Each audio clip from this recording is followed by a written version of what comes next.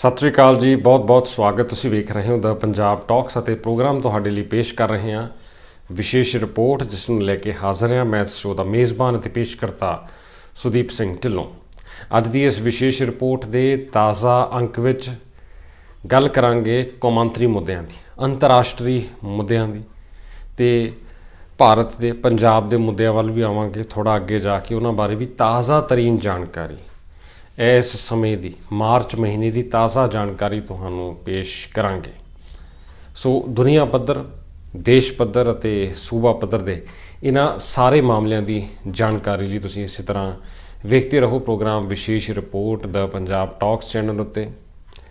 देशां विदेशां विच द पंजाब टॉक्स के वख-वख माध्यम जरिए फेसबुक पेज, यूट्यूब चैनल अते IPTV की ब्रॉडकास्ट जरिए इस गलबात नाल जुड़े सारे ही दर्शकों का स्वागत करता हाँ। मैं इस शो का मेज़बान ते पेशकर्ता सुदीप सिंह ढिल्लों। समुचे समय दौरान तुसीं इस गलबात नाल इस तरह जुड़े रहना तो इस प्रोग्राम नूं लाइक अते शेयर भी जरूर करियो। ज़्यादातर ध्यान आपां लावांगे इंटरनेशनल कौमांतरी पद्धर के मुद्दों बारे, क्योंकि आपां अक्सर इस मंच ते इस गलबात जरिए सूबा पद्धर के मुद्दों की गल करते हैं, कौमी पद्धर के मुद्दों की गल करते हैं, पर नाल दी नाल कौमांतरी मुद्दों की भी गल करनी बनती, चर्चा करनी बनती है, क्योंकि इस वेले अंतरराष्ट्रीय पद्धर उत्ते भी काफ़ी कुछ हो रहा है। सो इन्हां सारे मुद्दों बारे गल करांगे, कौमांतरी पद्धर के मुद्दों बारे गल करांगे ते अगे जाके भारत देश के ताज़ा मुद्दों की भी गल करांगे, किसानी संघर्ष की भी गल करांगे, क्योंकि मार्च महीने हुण पिछले दिन रेल रोको का जो सदा दिता गया सी वो भी हो गया। हुण अगे किसान जथेबंदियां की की रणनीति होगी, की कवायद होगी, किहो जी गल सामने आई है। तो लोक सभा चोणां नूं लैके भी हुण समा होर अगे वध रहा है तो की ताज़ा इस बन्ने चर्चा चल रही है लोक सभा चोणां नूं लैके, उस वाल भी आवांगे। जो ताज़ा उम्मीदवारों के नावां दे ऐलान होए ने उन्हां बारे भी तुहानूं जानकारी देवांगे अज दी इस गलबात विच थोड़ा होर अगे जाके। गल जो कौमांतरी मुद्दों की होंदी है तो दुनिया का सरकंड देश है अमेरिका। अमेरिका विच राष्ट्रपति की चोण जिहड़ी हुण होनी है उस नूं लैके भी माहौल बनता होया विखाई दे रहा है। जो बाइडन इस वेले राष्ट्रपति के अहुदे उत्ते ने, डोनल्ड ट्रंप एक बार फिर अपनी हाज़री लवाउण की पूरी वाह ला रहे हैं। काफ़ी सारे जनतक थावां उत्ते हो रहे आयोजना विच डोनल्ड ट्रंप की हाज़री नज़र आउंदी है। पिछले दिनी मियामी फ्लोरिडा विखे खेडां दा एक मिक्सड मार्शल आर्ट्स का जो एक मुकाबला हुंदा, आयोजन हुंदा, UFC का जो ताज़ा इवेंट होया उहदे विच भी डोनल्ड ट्रंप मौजूद सी ते एक बार फिर लोकां नाल भी इस समागम जरिए वो संपर्क करते हुए नज़र आउंदे ने।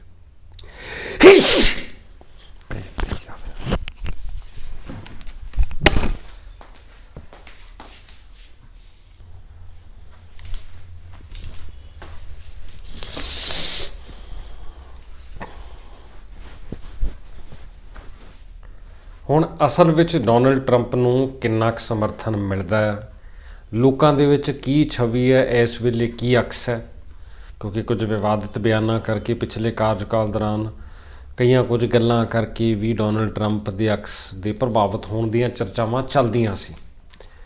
पर इस वेले की अक्स है ये तो समा दसेगा, पर डोनल्ड ट्रंप वालों कोशिश हो रही है समाजिक तौर पर विचरण की, समाजिक मौकों उत्ते विखाई देने की, लोगों के नाल संपर्क साधन की। इस समय दौरान निकी हैले की भी चर्चा होंदी है, भारतीय मूल की, पंजाबी मूल की उम्मीदवार ने, वो भी इस मैदान विच ने। पिछले समय दौरान भी वो चोणां दे मैदान विच नज़र आउंदे रहे ने। ऐतकी एक प्रमुख ते पिछले समय तो बाद एक नवे रूप विच सामने आउंदे विखाई दिंदे ने। सो एक बहुत वड्डा अमेरिका का ये चोण प्रक्रिया का समुचा समा हुंदा है।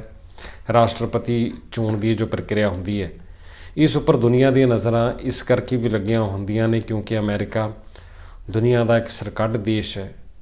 बहुत सारे कौमांतरी दुवल्ले होर बहुत सारे मामलों में सरपंच की भूमिका निभाता रहा है। दुनिया दी चोटी दी महाशक्तियां की जदों गल होंदी है तो रूस अते चीन दे नाल नाल अमेरिका का नाम ਪ੍ਰਮੁੱਖ ਤੌਰ 'ਤੇ ਵੱਡੇ ਤੌਰ 'ਤੇ ਨਜ਼ਰ ਆਉਂਦਾ ਹੈ। UNO ਦੀ ਗੱਲ ਹੋਵੇ ਜਾਂ ਹੋਰ ਕਿਸੇ ਵੀ ਕੌਮਾਂਤਰੀ ਸੰਸਥਾ ਦੀ ਗੱਲ ਹੋਵੇ, ਜਥੇਬੰਦੀ ਦੀ ਗੱਲ ਹੋਵੇ, ਤਾਂ ਅਮਰੀਕਾ ਇੱਕ ਪ੍ਰਮੁੱਖ ਨਾਂ ਬਣਦਾ। ਇਸ ਕਰਕੇ ਅਮਰੀਕਾ ਦੇ ਰਾਸ਼ਟਰਪਤੀ ਦੀ ਚੋਣ ਉੱਪਰ ਵੀ ਨਜ਼ਰਾਂ ਲੱਗਦੀਆਂ ਨੇ ਕਿ ਕੌਣ ਰਾਸ਼ਟਰਪਤੀ ਬਣਦਾ, ਕਿਹੋ ਜਿਹੀ ਉਸ ਦੀ ਨੀਤੀ ਹੋਵੇਗੀ, ਕਿਹੋ ਜਿਹੇ ਬਾਕੀ ਦੇਸ਼ਾਂ ਦੇ ਨਾਲ ਸੰਬੰਧ ਹੋਣਗੇ। ਇਸ ਕਰਕੇ ਇੱਧਰਲੇ ਬੰਨੇ ਕਾਫੀ ਧਿਆਨ ਲੱਗਦਾ ਅਤੇ ਇਸ ਵੇਲੇ ਵੀ ਲੱਗਿਆ ਹੋਇਆ। ਅਤੇ ਇਸ ਤੋਂ ਬਾਅਦ ਗੱਲ ਜੇਕਰ ਤੁਹਾਨੂੰ ਦੱਸੀਏ ਯੂਰਪੀ ਦੇਸ਼ਾਂ ਦੀ, ਤਾਂ ਯੂਰਪੀ ਦੇਸ਼ਾਂ ਵਿੱਚ ਵੀ ਕਈ ਥਾਵਾਂ 'ਤੇ ਸੱਤਾ ਤਬਦੀਲ ਹੁੰਦੀ ਰਹੀ ਹੈ ਅਤੇ ਯੂਰਪੀ ਦੇਸ਼ਾਂ ਵਿੱਚ ਇਸ ਵੇਲੇ ਕਿਸਾਨੀ ਸੰਘਰਸ਼ ਵੀ ਚੱਲ ਰਿਹਾ ਹੈ। ਬਹੁਤ ਸਾਰੀਆਂ ਰਿਪੋਰਟਾਂ ਆਉਂਦੀਆਂ ਨੇ ਕਿ ਯੂਰਪ ਦੇ ਕਈ ਦੇਸ਼ਾਂ ਵਿੱਚ ਕਿਸਾਨ ਸੰਘਰਸ਼ ਕਰ ਰਹੇ ਨੇ। ਜਿਵੇਂ ਭਾਰਤ ਵਿੱਚ ਕਿਸਾਨਾਂ ਦਾ ਸੰਘਰਸ਼ ਚੱਲ ਰਿਹਾ ਹੈ, ਠੀਕ ਇਸੇ ਤਰ੍ਹਾਂ ਯੂਰਪ ਵਿੱਚ ਵੀ ਕਿਸਾਨੀ ਸੰਘਰਸ਼ ਚੱਲਦਾ ਨਜ਼ਰ ਆਉਂਦਾ ਹੈ। ਸਰਕਾਰਾਂ ਦੀਆਂ ਨੀਤੀਆਂ ਦੇ ਖਿਲਾਫ, ਵਪਾਰਕ ਨੀਤੀਆਂ ਦੇ ਖਿਲਾਫ, ਕਾਰਪੋਰੇਟ ਪੱਖੀ ਨੀਤੀਆਂ ਦੀ ਗੱਲ ਕਿਸਾਨ ਕਰਦੇ ਨੇ। ਸੋ ਉਸ ਬੰਨੇ ਵੀ ਕਾਫੀ ਸੰਘਰਸ਼ ਚੱਲਦਾ ਨਜ਼ਰ ਆਉਂਦਾ ਹੈ। ਯੂਰਪ ਦੇ 25 ਦੇਸ਼ਾਂ ਵਿੱਚ ਸੰਘਰਸ਼ ਦੀ ਗੱਲ ਸਾਹਮਣੇ ਆਉਂਦੀ ਰਹੀ ਹੈ, ਜਿੱਥੇ ਕਿਸਾਨ ਟਰੈਕਟਰ ਰਹਿ ਕੇ ਅਤੇ ਸੜਕਾਂ ਉੱਤੇ ਵੀ ਨਜ਼ਰ ਆਏ ਅਤੇ ਰਾਜਧਾਨੀਆਂ ਵੱਲ ਵੀ ਤੁਰਦੇ ਹੋਏ ਨਜ਼ਰ ਆਏ। ਸੋ ਕਿਸਾਨੀ ਸੰਘਰਸ਼ ਦਾ ਮੁੱਦਾ ਅੰਤਰਰਾਸ਼ਟਰੀ ਪੱਧਰ ਦਾ ਮੁੱਦਾ ਇਸ ਵੇਲੇ ਬਣਿਆ ਹੋਇਆ ਅਤੇ ਵਿਰੋਧ ਵੀ ਜੋ ਕਿਸਾਨ ਕਰ ਰਹੇ ਨੇ, ਜਿਸ ਚੀਜ਼ ਦਾ ਵਿਰੋਧ ਕਰ ਰਹੇ ਨੇ, ਉਹ ਵੀ ਲਗਭਗ ਇੱਕ ਸਾਂਝੀ ਕੜੀ ਹੈ ਜੋ ਹਰ ਥਾਂ ਚੱਲਦੇ ਕਿਸਾਨੀ ਸੰਘਰਸ਼ ਵਿੱਚ ਸਾਨੂੰ ਵਿਖਾਈ ਦਿੰਦੀ ਹੈ। ਇਸ ਤੋਂ ਬਾਅਦ ਆਪਾਂ ਜੇਕਰ ਗੁਆਂਢੀ ਦੇਸ਼ ਪਾਕਿਸਤਾਨ ਵੱਲ ਆਈਏ ਤਾਂ ਉੱਥੇ ਪਿਛਲੇ ਸਮੇਂ ਦੌਰਾਨ ਆਮ ਚੋਣਾਂ ਹੋਈਆਂ ਸਨ। ਆਮ ਚੋਣਾਂ ਦੇ ਨਤੀਜੇ ਤੋਂ ਬਾਅਦ ਕਾਫੀ ਦਿਨਾਂ ਤੱਕ ਤਾਂ ਇਹ ਸਪਸ਼ਟ ਨਹੀਂ ਹੋ ਸਕਿਆ ਸੀ ਕਿ ਕੌਣ ਬਹੁਮਤ ਵਿੱਚ ਆ, ਕੌਣ ਪ੍ਰਧਾਨ ਮੰਤਰੀ ਬਣੇਗਾ, ਕਿਹਦੀ ਸਰਕਾਰ ਬਣੇਗੀ। ਤਹਿਰੀਕ-ਏ-ਇਨਸਾਫ ਪਾਰਟੀ ਦੇ ਮੁਖੀ ਅਤੇ ਸਾਬਕਾ ਪ੍ਰਧਾਨ ਮੰਤਰੀ ਇਮਰਾਨ ਖਾਨ ਇਸ ਵੇਲੇ ਨਜ਼ਰਬੰਦ ਨੇ। ਉਹਨਾਂ ਦੀ ਪਾਰਟੀ ਦਾ ਦਾਅਵਾ ਸੀ ਕਿ ਉਹਨਾਂ ਦੇ ਕਾਫੀ ਬਹੁਮਤ ਹਾਸਲ ਹੈ। ਉਹਨਾਂ ਦੇ ਕਈ ਉਮੀਦਵਾਰ ਆਪਣੀ ਚੋਣ ਨਿਸ਼ਾਨ ਉੱਪਰ ਚੋਣ ਨਹੀਂ ਸੀ ਲੜ ਸਕੇ। ਪਰ ਕਈ ਹਫ਼ਤਿਆਂ ਬਾਅਦ ਜਦੋਂ ਤਸਵੀਰ ਥੋੜ੍ਹੀ ਸਪਸ਼ਟ ਹੋਈ ਤਾਂ ਫਿਰ ਪਾਕਿਸਤਾਨ ਮੁਸਲਿਮ ਲੀਗ ਨਵਾਜ਼ ਪਾਰਟੀ ਅੱਗੇ ਵਿਖਾਈ ਦਿੱਤੀ। ਉਹਨਾਂ ਦਾ ਗੱਠਜੋੜ ਵੀ ਚਰਚਾ ਵਿੱਚ ਆਇਆ ਅਤੇ ਇਸ ਤੋਂ ਬਾਅਦ ਸ਼ਹਿਬਾਜ਼ ਸ਼ਰੀਫ, ਨਵਾਜ਼ ਸ਼ਰੀਫ ਦੇ ਭਰਾ, ਪਾਕਿਸਤਾਨ ਦੇ ਪ੍ਰਧਾਨ ਮੰਤਰੀ ਬਣੇ ਨੇ। ਅਤੇ ਪਾਕਿਸਤਾਨ ਵਾਲੇ ਪਾਸੇ ਲਹਿੰਦੇ ਪੰਜਾਬ ਸੂਬਾ ਜਿਹੜਾ ਪਾਕਿਸਤਾਨ ਵਿੱਚ ਪੈਂਦਾ, ਉਸ ਵਿੱਚ ਮਰੀਮ ਨਵਾਜ਼ ਜੋ ਕਿ ਨਵਾਜ਼ ਸ਼ਰੀਫ ਦੀ ਬੇਟੀ ਨੇ, ਸ਼ਹਿਬਾਜ਼ ਸ਼ਰੀਫ ਦੀ ਭਤੀਜੀ, ਉਹ ਉੱਥੇ ਮੁੱਖ ਮੰਤਰੀ ਬਣੇ ਨੇ। ਪਹਿਲੀ ਔਰਤ ਮੁੱਖ ਮੰਤਰੀ ਲਹਿੰਦੇ ਪੰਜਾਬ ਦੀ। ਅਤੇ ਇਸੇ ਲਹਿੰਦੇ ਪੰਜਾਬ ਦੀ ਨਵੀਂ ਸਰਕਾਰ ਵਿੱਚ ਵਜ਼ਾਰਤ ਵਿੱਚ ਰਮੇਸ਼ ਸਿੰਘ ਅਰੋੜਾ, ਸਿੱਖ ਆਗੂ, ਪਾਕਿਸਤਾਨ ਗੁਰਦੁਆਰਾ ਪ੍ਰਬੰਧਕ ਕਮੇਟੀ ਨਾਲ ਵੀ ਜੁੜੇ ਰਹੇ ਨੇ, ਉਹ ਇਸ ਦੇ ਵਿੱਚ ਮੰਤਰੀ ਚੁਣੇ ਗਏ ਨੇ। ਅਤੇ ਹੁਣ ਤੋਂ ਤਾਜ਼ਾ ਗੱਲ ਸਾਹਮਣੇ ਆਈ ਹੈ, ਆਸਿਫ ਅਲੀ ਜ਼ਰਦਾਰੀ ਪਾਕਿਸਤਾਨ ਦੇ 14ਵੇਂ ਰਾਸ਼ਟਰਪਤੀ ਚੁਣੇ ਗਏ ਨੇ ਅਤੇ ਦੂਜੀ ਵਾਰ ਉਹ ਇਸ ਅਹੁਦੇ ਉੱਤੇ ਨਜ਼ਰ ਆਉਣਗੇ। ਇਹ ਹੁਣ ਤਾਜ਼ਾ ਚੀਜ਼ ਜੋ ਪਾਕਿਸਤਾਨ ਦੀਆਂ ਆਮ ਚੋਣਾਂ ਦੇ ਨਤੀਜਿਆਂ ਤੋਂ ਬਾਅਦ ਕੌਮੀ ਜਿਹੜੀ ਉੱਥੋਂ ਦੀ ਅਸੈਂਬਲੀ ਅਤੇ ਸੂਬਾਈ ਅਸੈਂਬਲੀਆਂ ਦੇ ਚੁਣੇ ਹੋਏ ਨੁਮਾਇੰਦਿਆਂ ਵੱਲੋਂ ਕੀਤੀ ਗਈ ਵੋਟਿੰਗ ਦੇ ਆਧਾਰ ਉੱਪਰ ਇਹ ਨਤੀਜੇ ਸਾਹਮਣੇ ਆਏ ਨੇ। ਸੋ ਲਗਭਗ ਹੁਣ ਸਾਰੀ ਜਿਹੜੀ ਸਿਆਸੀ ਤਸਵੀਰ ਆ ਉਹ ਸਪਸ਼ਟ ਹੋ ਚੁੱਕੀ ਹੈ। ਸਾਡੇ ਦੇਸ਼ ਦਾ ਇੱਧਰਲੇ ਬੰਨੇ ਧਿਆਨ ਇਸ ਕਰਕੇ ਵੀ ਜਾਂਦਾ ਕਿਉਂਕਿ ਗੁਆਂਢੀ ਦੇਸ਼ ਹੋਣ ਕਰਕੇ ਸਾਂਝੀਆਂ ਹੱਦਾਂ ਨੇ ਅਤੇ ਇੱਕ ਪਾਸੇ ਚੀਨ ਵੀ ਹੈ। ਸੋ ਲਾਗੇ ਦੇ ਦੇਸ਼ਾਂ ਵਿੱਚ ਕੀ ਹੋ ਰਿਹਾ, ਆਸ-ਪਾਸ ਦੇ ਦੇਸ਼ਾਂ ਵਿੱਚ ਕੀ ਹੋ ਰਿਹਾ, ਕਿਹੋ ਜਿਹੇ ਹਾਲਾਤ ਨੇ, ਸੱਤਾ ਤਬਦੀਲੀ ਹੋ ਰਹੀ ਹੈ, ਕੌਣ ਆਗੂ ਮੂਹਰੇ ਆਇਆ, ਕਿਸ ਅਹੁਦੇ ਉੱਤੇ ਬਿਰਾਜਮਾਨ ਹੈ, ਕਿਹੋ ਜਿਹੀ ਨੀਤੀ ਹੋਵੇਗੀ, ਇਸ ਵੱਲ ਧਿਆਨ ਰੱਖਣਾ ਬਣਦਾ ਹੈ ਕੌਮਾਂਤਰੀ ਮੁੱਦਿਆਂ ਪੱਖੋਂ ਵੀ ਅਤੇ ਆਂਢ ਗੁਆਂਢ ਦੇ ਮੁੱਦਿਆਂ ਪੱਖੋਂ ਵੀ। ਸੋ ਇਸ ਕਰਕੇ ਸਿਆਸੀ ਹਲਚਲ ਜੋ ਵੀ ਆਲੇ ਦੁਆਲੇ ਦੇ ਦੇਸ਼ਾਂ ਵਿੱਚ ਹੁੰਦੀ ਹੈ ਉਸ ਵੱਲ ਧਿਆਨ ਰੱਖਿਆ ਜਾਂਦਾ ਅਤੇ ਭਾਰਤੀ ਮੀਡੀਆ ਨੇ ਵੀ ਇਸ ਚੀਜ਼ ਦੀ ਕਵਰੇਜ ਕੀਤੀ ਹੈ। ਪਿਛਲੇ ਦਿਨਾਂ ਦੌਰਾਨ ਇਹਦੀ ਵੀ ਚਰਚਾ ਹੋਈ ਹੈ। ਇਸ ਤੋਂ ਇਲਾਵਾ ਗੱਲ ਜਦੋਂ ਕੌਮਾਂਤਰੀ ਮੁੱਦਿਆਂ ਦੀ ਹੁੰਦੀ ਹੈ ਤਾਂ ਰੂਸ ਦੇਸ਼ ਵਿੱਚ ਪਿਛਲੇ ਦਿਨੀਂ ਕੁਝ ਭਾਰਤੀ ਨੌਜਵਾਨਾਂ ਦੇ, ਜਿਨ੍ਹਾਂ ਵਿੱਚ ਕੁਝ ਪੰਜਾਬੀ ਵੀ ਸ਼ਾਮਿਲ ਨੇ, ਉਹਨਾਂ ਦੇ ਫਸੇ ਹੋਣ ਦੀ ਗੱਲ ਸਾਹਮਣੇ ਆਈ ਸੀ। ਕਿਵੇਂ ਰੂਸ ਵੱਲੋਂ ਉਹਨਾਂ ਨੂੰ ਬੰਦਕ ਬਣਾਇਆ ਗਿਆ ਅਤੇ ਜਬਰੀ ਰੂਸ ਦੀ ਫੌਜ ਵਿੱਚ ਭਰਤੀ ਕਰਕੇ ਯੂਕਰੇਨ ਵਾਲੇ ਪਾਸੇ ਲੜਨ ਲਈ ਭੇਜਿਆ ਗਿਆ ਜਾਂ ਮਜਬੂਰ ਕੀਤਾ ਗਿਆ। ਉਹਨਾਂ ਨੂੰ ਹੁਕਮ ਸੁਣਾਇਆ ਗਿਆ ਕਿ ਉਹ ਰੂਸ ਦੀ ਫੌਜ ਵਿੱਚ ਸ਼ਾਮਲ ਹੋ ਕੇ ਯੂਕਰੇਨ ਦੇ ਖਿਲਾਫ ਲੜਨ। ਇੱਕ ਅਜਿਹੀ ਜੰਗ ਜਿਨ੍ਹਾਂ ਨਾਲ ਉਹਨਾਂ ਦਾ ਦੂਰ ਦੂਰ ਤੱਕ ਕੋਈ ਲੈਣਾ ਦੇਣਾ ਨਹੀਂ, ਨਾ ਉਹਨਾਂ ਦੇ ਦੇਸ਼ ਦਾ ਉਹਦੇ ਨਾਲ ਕੋਈ ਲੈਣਾ ਦੇਣਾ, ਪਰ ਫਿਰ ਵੀ ਉਹਨਾਂ ਨੂੰ ਰੂਸ ਦੀ ਫੌਜ ਵੱਲੋਂ ਜਬਰੀ ਤੌਰ 'ਤੇ फौज ਵਿੱਚ ਪਾ ਕੇ ਭਰਤੀ ਕਰਕੇ ਤੇ ਇਸ ਜੰਗ ਨੂੰ ਲੜਨ ਲਈ ਮਜਬੂਰ ਕੀਤਾ ਗਿਆ। ਹੁਣ ਕਾफ़ी ਧਿਆਨ ਗਿਆ ਇਸ ਪਾਸੇ, ਕਾफ़ी ਲੋਕਾਂ ਦਾ ਧਿਆਨ ਗਿਆ ਤੇ ਉੱਥੋਂ ਦੀ ਭਾਰਤੀ ਅੰਬੈਸੀ ਦੇ ਨਾਲ ਵੀ ਸੰਪਰਕ ਕੀਤਾ ਗਿਆ। ਪੰਜਾਬ ਸਰਕਾਰ ਨੇ ਵੀ ਇੱਧਰ ਧਿਆਨ ਦਿੱਤਾ, ਕੇਂਦਰ ਸਰਕਾਰ ਨੇ ਵੀ ਧਿਆਨ ਦਿੱਤਾ। ਇਹ ਮੁੱਦਾ ਪੰਜਾਬ ਵਿਧਾਨ ਸਭਾ ਵਿੱਚ ਵੀ ਗੂੰਜਿਆ, ਉੱਥੇ ਵੀ ਇਹਦੀ ਚਰਚਾ ਹੋਈ। ਕੌਮਾਂਤਰੀ ਪੱਧਰ ਦਾ ਮੁੱਦਾ ਹੋਣ ਦੇ ਨਾਲ ਭਾਰਤ ਦੇ ਨਾਗਰਿਕਾਂ ਦੀ ਸੁਰੱਖਿਆ ਦਾ ਵੀ ਮੁੱਦਾ ਹੈ। ਸੋ ਇਸ ਨੂੰ ਲੈ ਕੇ ਉਦੋਂ ਤੋਂ ਹੀ ਚਰਚਾ ਲਗਾਤਾਰ ਹੋਣੀ ਸ਼ੁਰੂ ਹੋ ਗਈ ਸੀ ਤੇ ਇੱਕ ਵਾਰ ਫਿਰ ਰੂਸ ਵੱਲੋਂ ਕੀਤੀਆਂ ਜਾ ਰਹੀਆਂ ਕਾਰਵਾਈਆਂ, ਰੂਸ ਦੀ ਫੌਜ ਦੀ ਬਣਤਰ ਨੂੰ ਲੈ ਕੇ ਜੋ ਗੱਲ ਹੈ ਇੱਕ ਵਾਰ ਫਿਰ ਮੁੜ ਤੋਂ ਸਾਹਮਣੇ ਆਈ ਸੀ। ਤੇ ਗੱਲ ਜਦੋਂ ਰੂਸ ਦੀ ਹੁੰਦੀ ਹੈ ਤਾਂ ਰੂਸ ਵੱਲੋਂ ਯੂਕਰੇਨ ਉੱਤੇ ਹਮਲੇ ਲਗਾਤਾਰ ਜਾਰੀ ਨੇ, ਲਗਾਤਾਰ ਚੱਲ ਰਹੇ ਨੇ ਤੇ ਇਹਨਾਂ ਹਮਲਿਆਂ ਬਾਰੇ ਵੀ ਹੁਣ ਇਹ ਗੱਲ ਇਸ ਵੇਲੇ ਸਾਨੂੰ ਚੇਤੇ ਰੱਖਣੀ ਚਾਹੀਦੀ ਕਿ 2 ਸਾਲ ਤੋਂ ਉੱਪਰ ਹੋ ਗਏ ਨੇ, 2 ਵਰ੍ਹਿਆਂ ਤੋਂ ਉੱਪਰ ਦਾ ਸਮਾਂ ਹੋ ਚੁੱਕਾ ਹੈ। 2022 ਦੀ ਇਹ ਕਾਰਵਾਈ ਸ਼ੁਰੂ ਹੋਈ ਹੈ ਤੇ ਹੁਣ ਮਾਰਚ 2024 ਚੱਲ ਰਿਹਾ ਹੈ, ਹੁਣ ਤੱਕ ਇਹ ਕਾਰਵਾਈ ਚੱਲ ਰਹੀ ਹੈ। ਇਸ ਕਾਰਵਾਈ ਦੇ ਕੀ ਪਹਿਲੂ ਨੇ, ਕਦੋਂ ਦੀ ਇਹ ਕਾਰਵਾਈ ਚੱਲ ਰਹੀ ਹੈ, ਕਿ ਇਹਦੇ ਵਿੱਚੋਂ ਕੁਝ ਹਾਸਲ ਹੋ ਰਿਹਾ ਹੈ ਜਾਂ ਜਾਨੀ ਮਾਲੀ ਨੁਕਸਾਨ ਦੇ ਅੰਕੜੇ ਵੱਧ ਰਹੇ ਨੇ, ਕੀ ਸਥਿਤੀ ਹੈ, ਇਸ ਵੱਲ ਵੀ ਧਿਆਨ ਦੇਣਾ ਬਣਦਾ। ਸਮੁੱਚੀ ਦੁਨੀਆ ਨੂੰ ਧਿਆਨ ਦੇਣਾ ਬਣਦਾ ਹੈ। ਦੁਨੀਆ ਦੀਆਂ ਚੋਟੀ ਦੀਆਂ ਮਹਾਸ਼ਕਤੀਆਂ ਦੀ ਜਦੋਂ ਗੱਲ ਹੁੰਦੀ ਹੈ ਤਾਂ ਰੂਸ ਅਤੇ ਚੀਨ ਦੇ ਨਾਲ ਨਾਲ ਅਮਰੀਕਾ ਦਾ ਨਾਂ ਪ੍ਰਮੁੱਖ ਤੌਰ 'ਤੇ, ਵੱਡੇ ਤੌਰ 'ਤੇ ਨਜ਼ਰ ਆਉਂਦਾ ਹੈ। UNO ਦੀ ਗੱਲ ਹੋਵੇ ਜਾਂ ਹੋਰ ਕਿਸੇ ਵੀ ਕੌਮਾਂਤਰੀ ਸੰਸਥਾ ਦੀ ਗੱਲ ਹੋਵੇ, ਜਥੇਬੰਦੀ ਦੀ ਗੱਲ ਹੋਵੇ ਤਾਂ ਅਮਰੀਕਾ ਇੱਕ ਪ੍ਰਮੁੱਖ ਨਾਂ ਬਣਦਾ। ਇਸ ਕਰਕੇ ਅਮਰੀਕਾ ਦੇ ਰਾਸ਼ਟਰਪਤੀ ਦੀ ਚੋਣ ਉੱਪਰ ਵੀ ਨਜ਼ਰਾਂ ਲੱਗਦੀਆਂ ਨੇ ਕਿ ਕੌਣ ਰਾਸ਼ਟਰਪਤੀ ਬਣਦਾ, ਕਿਹੋ ਜਿਹੀ ਉਸ ਦੀ ਨੀਤੀ ਹੋਵੇਗੀ, ਕਿਹੋ ਜਿਹੇ ਬਾਕੀ ਦੇਸ਼ਾਂ ਦੇ ਨਾਲ ਸੰਬੰਧ ਹੋਣਗੇ। ਇਸ ਕਰਕੇ ਇੱਧਰਲੇ ਬੰਨੇ ਕਾਫੀ ਧਿਆਨ ਲੱਗਦਾ ਤੇ ਇਸ ਵੇਲੇ ਵੀ ਲੱਗਿਆ ਹੋਇਆ। ਤੇ ਇਸ ਤੋਂ ਬਾਅਦ ਗੱਲ ਜੇਕਰ ਤੁਹਾਨੂੰ ਦੱਸੀਏ ਯੂਰਪੀ ਦੇਸ਼ਾਂ ਦੀ, ਤਾਂ ਯੂਰਪੀ ਦੇਸ਼ਾਂ ਵਿੱਚ ਵੀ ਕਈ ਥਾਵਾਂ 'ਤੇ ਸੱਤਾ ਤਬਦੀਲ ਹੁੰਦੀ ਰਹੀ ਹੈ ਤੇ ਯੂਰਪੀ ਦੇਸ਼ਾਂ ਵਿੱਚ ਇਸ ਵੇਲੇ ਕਿਸਾਨੀ ਸੰਘਰਸ਼ ਵੀ ਚੱਲ ਰਿਹਾ ਹੈ। ਬਹੁਤ ਸਾਰੀਆਂ ਰਿਪੋਰਟਾਂ ਆਉਂਦੀਆਂ ਨੇ ਕਿ ਯੂਰਪ ਦੇ ਕਈ ਦੇਸ਼ਾਂ ਵਿੱਚ ਕਿਸਾਨ ਸੰਘਰਸ਼ ਕਰ ਰਹੇ ਨੇ। ਜਿਵੇਂ ਭਾਰਤ ਵਿੱਚ ਕਿਸਾਨਾਂ ਦਾ ਸੰਘਰਸ਼ ਚੱਲ ਰਿਹਾ ਹੈ, ਠੀਕ ਇਸੇ ਤਰ੍ਹਾਂ ਯੂਰਪ ਵਿੱਚ ਵੀ ਕਿਸਾਨੀ ਸੰਘਰਸ਼ ਚੱਲਦਾ ਨਜ਼ਰ ਆਉਂਦਾ ਹੈ। ਸਰਕਾਰਾਂ ਦੀਆਂ ਨੀਤੀਆਂ ਦੇ ਖਿਲਾਫ, ਵਪਾਰਕ ਨੀਤੀਆਂ ਦੇ ਖਿਲਾਫ, ਕਾਰਪੋਰੇਟ ਪੱਖੀ ਨੀਤੀਆਂ ਦੀ ਗੱਲ ਕਿਸਾਨ ਕਰਦੇ ਨੇ। ਸੋ ਉਸ ਬੰਨੇ ਵੀ ਕਾਫੀ ਸੰਘਰਸ਼ ਚੱਲਦਾ ਨਜ਼ਰ ਆਉਂਦਾ ਹੈ। ਯੂਰਪ ਦੇ 25 ਦੇਸ਼ਾਂ ਵਿੱਚ ਸੰਘਰਸ਼ ਦੀ ਗੱਲ ਸਾਹਮਣੇ ਆਉਂਦੀ ਰਹੀ ਹੈ, ਜਿੱਥੇ ਕਿਸਾਨ ਟਰੈਕਟਰ ਰਹਿ ਕੇ ਤੇ ਸੜਕਾਂ ਉੱਤੇ ਵੀ ਨਜ਼ਰ ਆਏ ਤੇ ਰਾਜਧਾਨੀਆਂ ਵੱਲ ਵੀ ਤੁਰਦੇ ਹੋਏ ਨਜ਼ਰ ਆਏ। ਸੋ ਕਿਸਾਨੀ ਸੰਘਰਸ਼ ਦਾ ਮੁੱਦਾ ਅੰਤਰਰਾਸ਼ਟਰੀ ਪੱਧਰ ਦਾ ਮੁੱਦਾ ਇਸ ਵੇਲੇ ਬਣਿਆ ਹੋਇਆ ਤੇ ਵਿਰੋਧ ਵੀ ਜੋ ਕਿਸਾਨ ਕਰ ਰਹੇ ਨੇ, ਜਿਸ ਚੀਜ਼ ਦਾ ਵਿਰੋਧ ਕਰ ਰਹੇ ਨੇ, ਉਹ ਵੀ ਲਗਭਗ ਇੱਕ ਸਾਂਝੀ ਕੜੀ ਹੈ ਜੋ ਹਰ ਥਾਂ ਚੱਲਦੇ ਕਿਸਾਨੀ ਸੰਘਰਸ਼ ਵਿੱਚ ਸਾਨੂੰ ਵਿਖਾਈ ਦਿੰਦੀ ਹੈ। ਪ੍ਰੋਗਰਾਮ ਦੇ ਇਸ ਮਗਰਲੇ ਹਿੱਸੇ ਵਿੱਚ ਗੱਲ ਹੁਣ ਤੁਹਾਨੂੰ ਦੱਸਦੇ ਹਾਂ ਕਿਸਾਨੀ ਸੰਘਰਸ਼ ਦੀ। ਉਹ ਕਿਸਾਨੀ ਸੰਘਰਸ਼ ਜੋ ਸਾਡੇ ਦੇਸ਼ ਵਿੱਚ ਚੱਲ ਰਿਹਾ ਹੈ। ਪੰਜਾਬ ਦੀਆਂ ਹੱਦਾਂ ਉੱਤੇ ਕਿਸਾਨ ਡਟੇ ਹੋਏ ਨੇ, ਸ਼ੰਭੂ ਬੈਰੀਅਰ ਉੱਤੇ, ਖਨੌਰੀ ਬਾਰਡਰ ਉੱਤੇ ਵੀ ਕਿਸਾਨ ਡਟੇ ਹੋਏ ਨੇ ਅਤੇ ਤਾਜ਼ਾ ਜੋ ਰੋਸ ਪ੍ਰਦਰਸ਼ਨਾਂ ਦਾ ਸਿਲਸਿਲਾ ਪਿਛਲੇ ਦਿਨਾਂ ਦੇ ਜੋ ਪ੍ਰੋਗਰਾਮ ਸੀ ਉਹਨਾਂ ਵਿੱਚ ਪਹਿਲਾਂ ਤਾਂ 8 ਤਰੀਕ ਨੂੰ, ਪਿਛਲੀ 8 ਤਰੀਕ ਨੂੰ ਯਾਨੀ 8 ਮਾਰਚ ਨੂੰ ਕੌਮਾਂਤਰੀ ਮਹਿਲਾ ਦਿਵਸ ਮੌਕੇ, ਇੰਟਰਨੈਸ਼ਨਲ ਵਿਮਨਸ ਡੇ ਮੌਕੇ ਕਿਸਾਨੀ ਮੋਰਚਿਆਂ ਵਿੱਚ ਔਰਤਾਂ ਨੇ, ਬੀਬੀਆਂ ਨੇ ਕਮਾਨ ਸੰਭਾਲੀ, ਸਟੇਜ ਸੰਭਾਲੀ ਤੇ ਭਰਵੀਂ ਸ਼ਮੂਲੀਅਤ ਕਿਸਾਨ ਬੀਬੀਆਂ ਦੀ ਨਜ਼ਰ ਆਈ।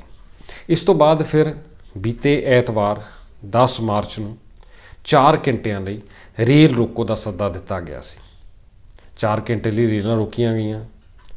ਯਾਤਰੀ ਖੱਜਲ ਖੁਆਰ ਹੋਏ ਕਿਉਂਕਿ ਟ੍ਰੇਨਾਂ 4 ਘੰਟੇ ਤੱਕ ਬਿਲਕੁਲ ਰੁਕੀਆਂ ਰਹੀਆਂ, ਬੰਦ ਰਹੀਆਂ। ਕੋਈ ਰੇਲ ਆਵਾਜਾਈ ਪੰਜਾਬ ਵਿੱਚ ਨਜ਼ਰ ਨਹੀਂ ਆਈ ਦੁਪਹਿਰੇ 12 ਵਜੇ ਤੋਂ ਲੈ ਕੇ ਸ਼ਾਮ 4 ਵਜੇ ਤੱਕ।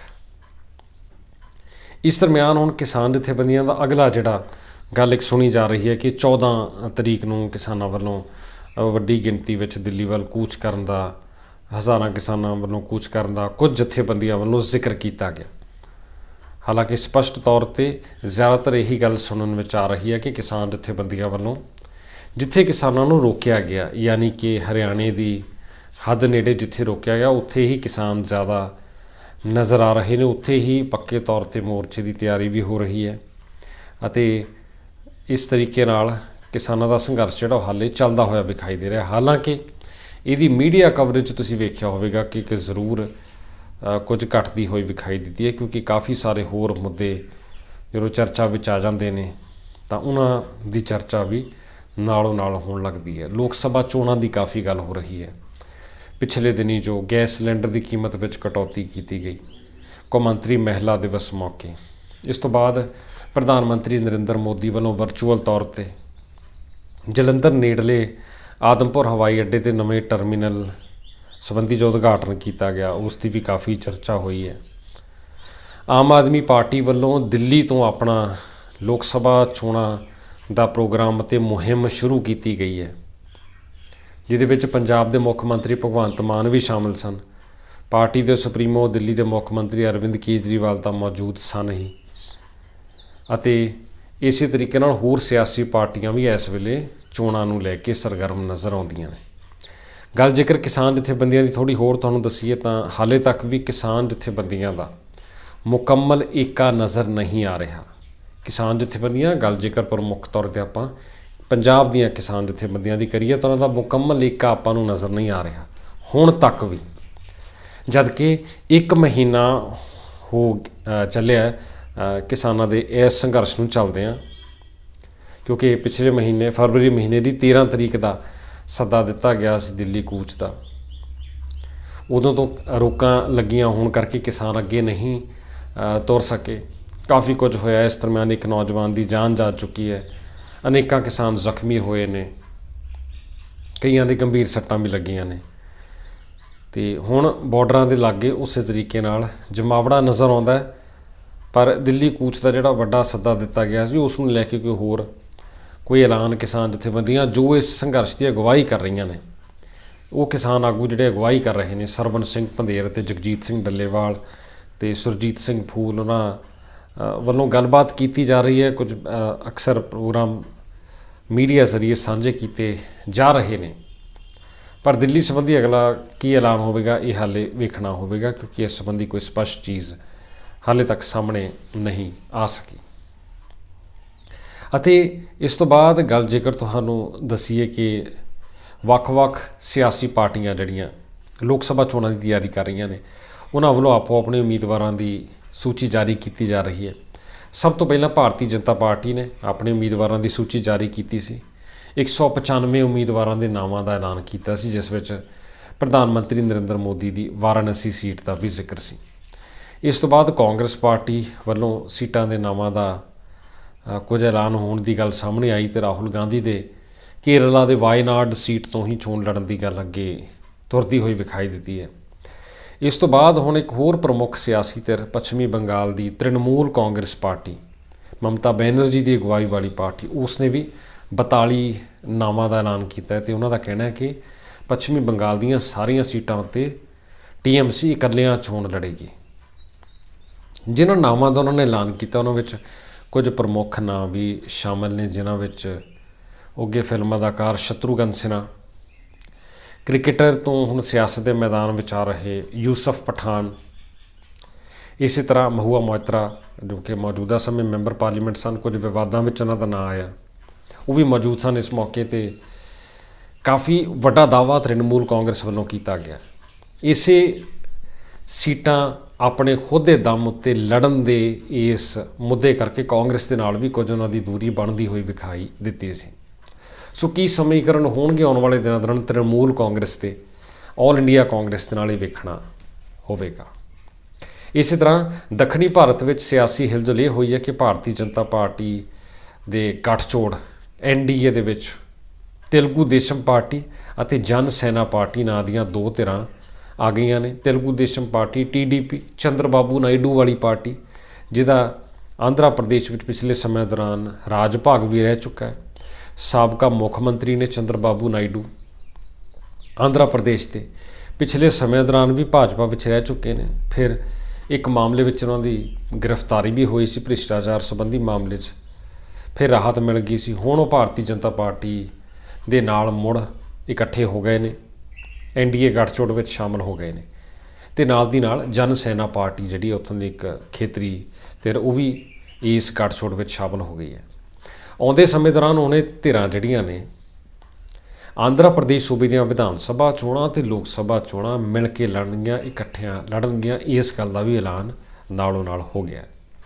ਦੂਜੇ ਬੰਨੇ ਕਾਂਗਰਸ ਪਾਰਟੀ ਵੀ ਦੱਖਣ ਭਾਰਤ ਵਿੱਚ ਆਪਣੀ ਮਜ਼ਬੂਤੀ ਲਈ ਕੋਸ਼ਿਸ਼ਾਂ ਕਰ ਰਹੀ ਹੈ। ਕਰਨਾਟਕਾ ਵਿੱਚ ਉਹਨਾਂ ਦੀ ਸਰਕਾਰ ਆ ਅਤੇ ਇਸੇ ਤਰ੍ਹਾਂ ਤਾਮਿਲਨਾਡੂ ਦੀ ਪਾਰਟੀ ਅੰਨਾ ਡੀਐਮਕੇ ਪਾਰਟੀ ਦੇ ਨਾਲ ਵੀ ਕਾਂਗਰਸ ਦੀ ਸਾਂਝ ਜਿਹੜੀ ਆ ਉਹ ਬਣਦੀ ਹੋਈ ਵਿਖਾਈ ਦੇ ਰਹੀ ਹੈ। ਪਿਛਲੇ ਦਿਨੀ ਆਦਮਪੁਰ ਦੇ ਹਵਾਈ ਅੱਡੇ ਦੇ ਨਵੇਂ ਟਰਮੀਨਲ ਦਾ ਉਦਘਾਟਨ ਕੀਤਾ ਗਿਆ, ਜਿਸ ਉੱਪਰ ਕਾਫੀ ਨਜ਼ਰਾਂ ਲੱਗੀਆਂ ਹੋਈਆਂ ਸਨ, ਕਿਉਂਕਿ ਲੋਕ ਸਭਾ ਚੋਣਾਂ ਤੋਂ ਪਹਿਲਾਂ ਇਸ ਸਮਾਗਮ ਦੀ ਕਾਫੀ ਅਹਿਮੀਅਤ ਮੰਨੀ ਜਾ ਰਹੀ ਸੀ। ਅਤੇ ਹੁਣ ਜੋ ਤਸਵੀਰਾਂ ਸਾਹਮਣੇ ਆਈਆਂ ਨੇ ਉਸ ਮੁਤਾਬਕ ਆਦਮਪੁਰ ਦੇ ਹਵਾਈ ਅੱਡੇ ਨੂੰ ਇੱਕ ਨਵੀਂ ਦਿੱਖ ਮਿਲਦੀ ਹੋਈ ਵਿਖਾਈ ਦੇ ਰਹੀ ਹੈ। ਇਸ ਹਵਾਈ ਅੱਡੇ ਦੀ ਪਹਿਲਾਂ ਵੀ ਬਹੁਤ ਚਰਚਾ ਹੁੰਦੀ ਰਹੀ ਹੈ, ਪਰ ਹੁਣ ਇਸ ਦੀ ਨਵੀਂ ਦਿੱਖ, ਜਿਸ ਵਿੱਚ ਬਾਹਰੀ ਤੌਰ 'ਤੇ ਪੰਜਾਬ ਦਾ ਸੱਭਿਆਚਾਰ ਅਤੇ ਪੰਜਾਬ ਦੀਆਂ ਕਈ ਇਤਿਹਾਸਕ, ਧਾਰਮਿਕ ਅਤੇ ਸਮਾਜਿਕ ਮਹੱਤਤਾ ਵਾਲੀਆਂ ਤਸਵੀਰਾਂ ਵਿਖਾਈਆਂ ਜਾ ਰਹੀਆਂ ਨੇ। ਆਦਮਪੁਰ ਦੇ ਹਵਾਈ ਅੱਡੇ ਦਾ ਬਾਹਰੀ ਦਿੱਖ ਕਿਸੇ ਗੁਰੂ ਘਰ ਦੀ ਇਮਾਰਤ ਦੀ ਇੱਕ ਝਲਕ ਵਿਖਾਉਂਦਾ ਹੈ, ਉਹੋ ਜਿਹੀ ਦਿੱਖ ਦਿੱਤੀ ਗਈ ਹੈ। ਨਾਲ ਦੀ ਨਾਲ ਕਈ ਹੋਰ ਧਾਰਮਿਕ ਸਥਾਨਾਂ ਜਿਵੇਂ ਕਿ ਦੇਵੀ ਤਲਾਬ ਮੰਦਿਰ ਅਤੇ ਮਾਡਲ ਟਾਊਨ ਦੇ ਗੁਰੂ ਘਰ ਦੀਆਂ ਤਸਵੀਰਾਂ ਵੀ ਉੱਥੇ ਵਿਖਾਈ ਦਿੰਦੀਆਂ ਨੇ, ਅਤੇ ਪੰਜਾਬ ਦੇ ਖੁੱਲ੍ਹੇ ਡੁੱਲੇ ਖੇਤ ਅਤੇ ਬੱਚੇ ਖੇਡਦੇ ਹੋਏ ਉਹਨਾਂ ਦੀਆਂ ਤਸਵੀਰਾਂ ਵੀ ਉੱਥੇ ਹੁਣ ਨਜ਼ਰ ਆਉਂਦੀਆਂ ਨੇ। ਸੋ ਆਦਮਪੁਰ ਦੇ ਹਵਾਈ ਅੱਡੇ ਅਤੇ ਟਰਮੀਨਲ ਨੂੰ ਹੁਣ ਇਹ ਨਵੀਂ ਦਿੱਖ ਦਿੱਤੀ ਗਈ ਹੈ, ਜੋ ਇਸ ਸਮਾਗਮ ਤੋਂ ਬਾਅਦ ਹੁਣ ਸਾਹਮਣੇ ਆ ਰਹੀ ਹੈ।